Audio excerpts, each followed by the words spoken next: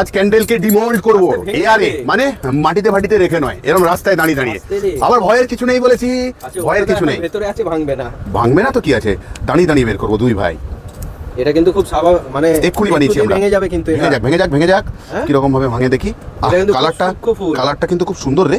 Wow, কালারটা। আরে তুই কি করছিস, এত দেরি করলে হবে? নরম একদম, এক্ষুনি একে তাড়াতাড়ি বের করা হচ্ছে। এটা খুব জটিল আছে, বেরোচ্ছে কিন্তু না। দেখতে দেখ কি সুন্দর রং, কি সুন্দর ক্যান্ডেল। আরে বানাতে পারবে তোমরা, বিশ্বাস করো। ফ্লোটিং ক্যান্ডেল, হ্যাঁ, ওয়াটারে এটা ভাসবে আর হবে খুব কম ওয়েটের মধ্যে, খুব কম প্রাইসের মধ্যে তৈরি হবে, বিক্রি করা খুব সহজ। তারপর তো শাইনার টাইনার আমাদের রয়েছে, এতটাই সলিড আছে, যারা নতুন করবে ভেঙে যাবে না, ভাঙবে না।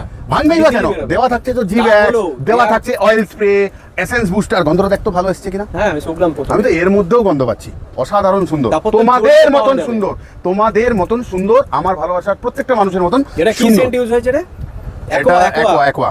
তাহলে আজকের মতন যাচ্ছি, কিন্তু আবারও আসবো ফিরে তোমাদের ভালোবাসা দুনিয়ায়। ততক্ষণের জন্য ভালো থেকো, সুস্থ থেকো সবাই।